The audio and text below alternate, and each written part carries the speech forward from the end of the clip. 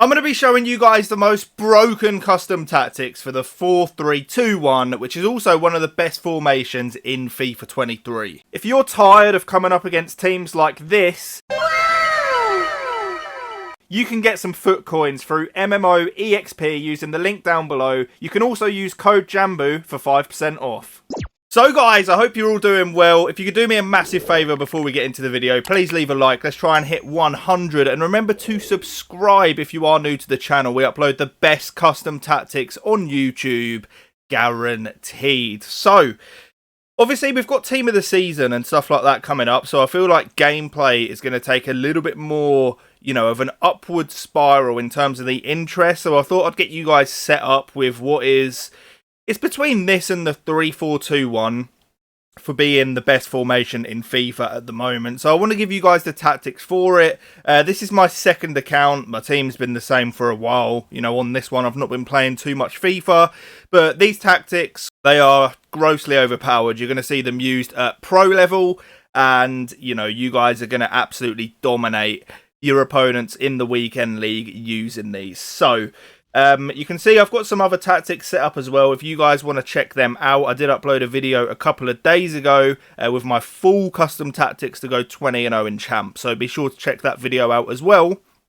But let's get into it. So it is a 4-3-2-1 and the instructions are super important. So don't just, check out these tactics and then click off the video. You need the instructions, otherwise this is just not going to work. So we've got balanced on the defensive style, 35 on the width. Obviously, by trade, this formation is very narrow. You've got 3 centre mids, a back 4, basically 3 strikers with the left and right forward. So it's a very narrow formation, and you sort of want to keep it that way. We'll go more into that.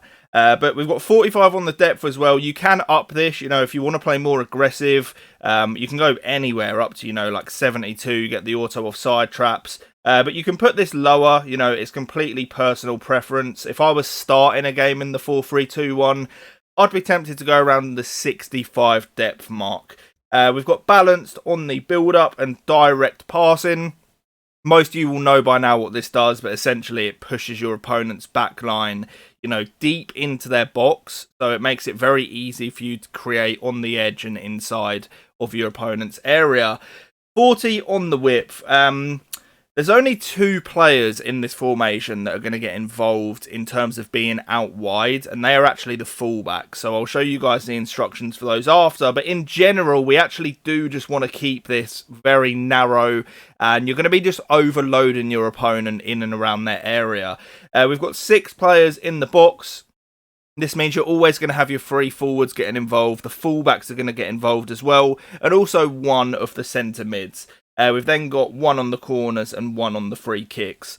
You can see here, this is how I have mine set out. And like I say, the instructions are super important, but let's quickly speak about just the general personnel you want in this formation. So straight away with mine, Koundé is not ideal. You want 2 attacking fullbacks because they're going to be getting involved heavily in the attack, which is super important. So someone like Koundé is not who you'd want because he doesn't offer too much going forward, and if anything, he's probably just going to hinder your attack a little bit.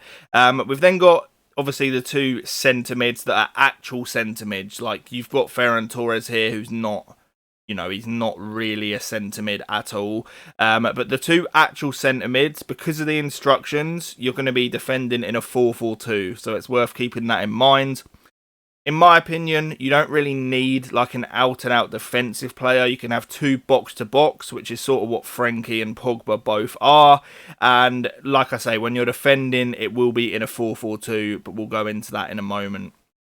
You want, one sort of attacking-minded player here. So even someone like a Neymar, can go in this position and it will work super well. And then for the front 3, if you can, you want the 5-star skill moves, 5-star weak foot, but that's not really specific to this formation. That's just the FIFA meta in general. So that is how we line it up. So, super quick recap, just 2 attacking fullbacks, 2 box-to-box centre mids, and then 4 attackers essentially. Going into the instructions, and this is like the super important part because this is what makes this formation actually tick together. We've got stay central and getting behind on the left forward and the striker. The massive change is going to come on the right forward, which is where you're going to want come back on defence.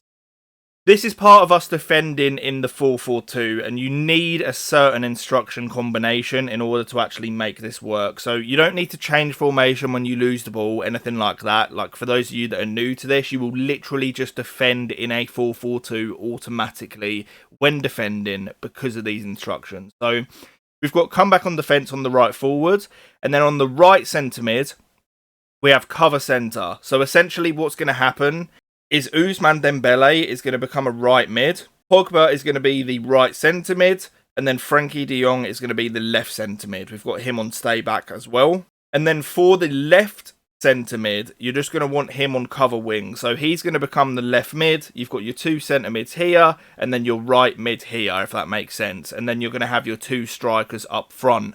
But of course, when you are attacking, we've also got the right forward on getting behind. So you're going to have three strikers. And what makes this setup so ridiculous is the fact that, you know, you're defending with numbers at the back, but when you're attacking, you've got three strikers, your fullbacks going forward, and this guy here, who's also going to offer in the attack. It is stupidly overpowered. For the fullbacks, there's a couple of things you can do. The one thing you don't want to do is go on stay back while attacking. You need them in this setup. I feel like if you don't have them on at least balanced, this formation's just not going to work properly. You need that wide option. You can go join the attack, but if you do, you know, you are going to be very vulnerable at the back. I think the point of the fullbacks in this formation is not to always go forward, but it's to be there and offer an option and to make your opponent have something to think about. The overlap is super important. The last thing you want is them making inverted runs, you know, into central midfield. That would just be a disaster. But in general, you know, this is super, super effective and actually easy to use. You know, the setup makes it very simple for you in the fact that, you know, you've got the automated runs out wide. You're automatically going to defend in a 4-4-2. You've automatically got the three strikers up front.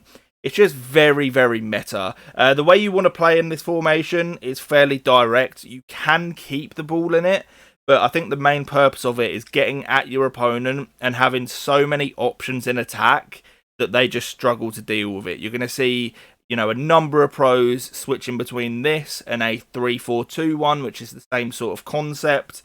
And it is just very, very, very overpowered. Hope you enjoyed the tactics. Let me know in the comments if there's anything you want to ask. I will reply to every single comment on this video. I really appreciate you guys' support. Remember to subscribe if you're new to the channel. I'll catch you on the next one. And peace.